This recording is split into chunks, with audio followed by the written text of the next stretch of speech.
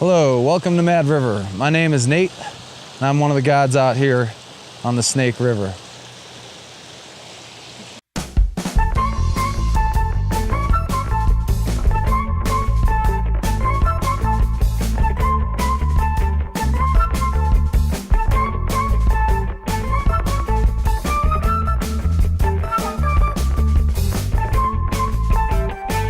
Hello, my name is Nate. I'm one of the guides here at Mad River.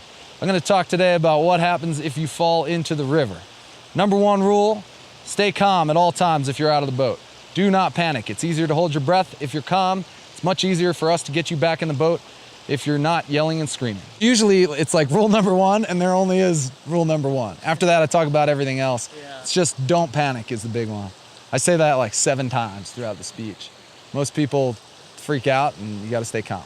So stay calm at all times in the river. And then you want to get your feet up off the bottom. Never ever stand up in moving current out here on the river. You're going to assume the whitewater swimming position. The whitewater position is flat on your back, feet downstream, nose and toes in the sky, breathing air between the waves. It's a defensive swimming position. You're not doing a whole lot of swimming. You're really just floating, staying calm at all times, breathing between the troughs of the waves. When the wave crashes over you, you hold your breath, remain in the whitewater swimming position until you get to calm water. Then flip over on your stomach and swim aggressively back to the boat. One of the big hazards in our river is strainers. Strainers are any logs or debris that has been caught in the current. Water flows through them and people do not. If you're swimming in the river and you're headed towards a strainer, you need to swim away from the strainer with everything you got. Try and get out of the way of the current, running into the log. If at the last minute, as a last resort, you cannot avoid it, we want you on top of that strainer. So swim towards it, pull yourself up on top, get your head high and dry out of the water.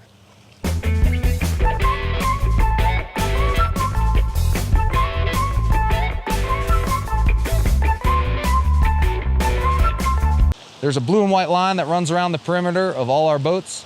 Most people who fall out end up right next to the raft. If you're next to the raft, grab on the blue and white line and we'll pull you back in. Really important, we pull all people back in the same way.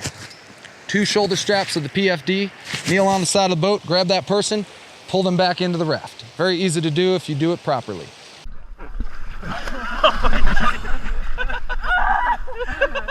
And then if you get really far away from the raft, I have here a throw bag. It's 50 feet of rope in a bag. It's possible I throw this out to you. If I throw this rope to you, you'll hear swimmer, grab the rope. And then I'm gonna fire this thing right at your head. Very important. Put your hands up, catch the rope, not the bag, throw it over your shoulder, and we'll tow you back into the raft. When you get back to the raft, we'll pull you in the same way, 2 shoulder straps of the life jacket. We also have 3 other boats out here. If you fall out of our boat and you are closer to another raft, swim to the closest raft. All boats will help pull you back in.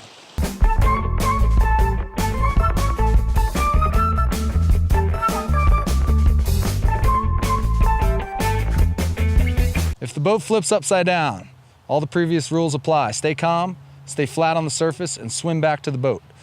There are handles on the bottom of the boat in the front and back. If you can grab the chicken line and work your way to the front and back of the boat, it's easier to climb on top of the raft. If you're underneath the raft, you need to get out from under the raft.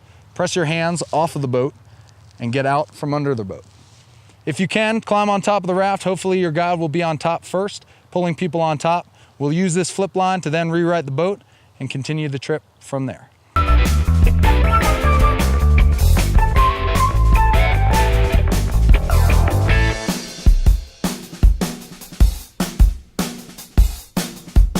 When loading and unloading the raft, please be careful.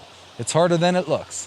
You want to sit down here on the side gunnel and throw your legs over into the raft. That's the easiest way to get on in. If you're sitting up here in the front, good wide stance. Back here, you want to get your legs wedged in under the thwarts here. You want to sit all the way out on the side tube. That way when you paddle, you're able to reach the water. Cover the T-grip of the paddle at all times and good wide grip on the paddle. If you're not paddling, you're going to be sitting right here in the center of the raft holding onto these handles at all times.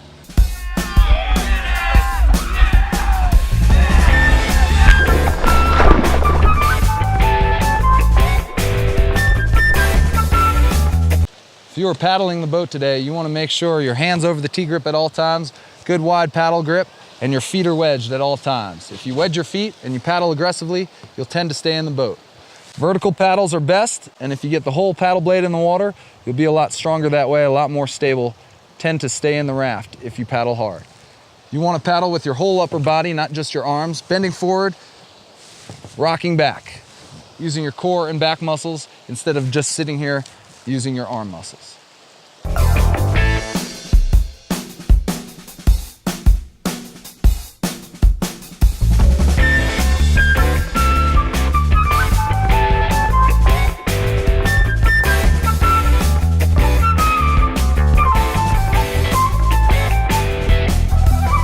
This here is the adult universal PFD we have here at Mad River, or personal flotation device. They are one size fits all for everybody over 90 pounds.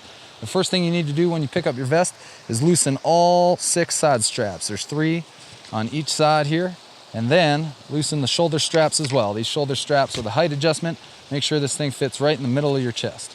Then when you put the jacket on, you want to make sure the head pillow is on the outside of the jacket, and again that it sits middle of your chest. All 4 buckles need to be buckled. Start with the bottom one, that one's easily missed. And then once you get all 4 buckles buttoned up the front, you need to start tightening this jacket at the bottom. Get this jacket as tight as you can handle it. Do up all 6 side straps. And lastly, pull up the slack in the shoulder straps.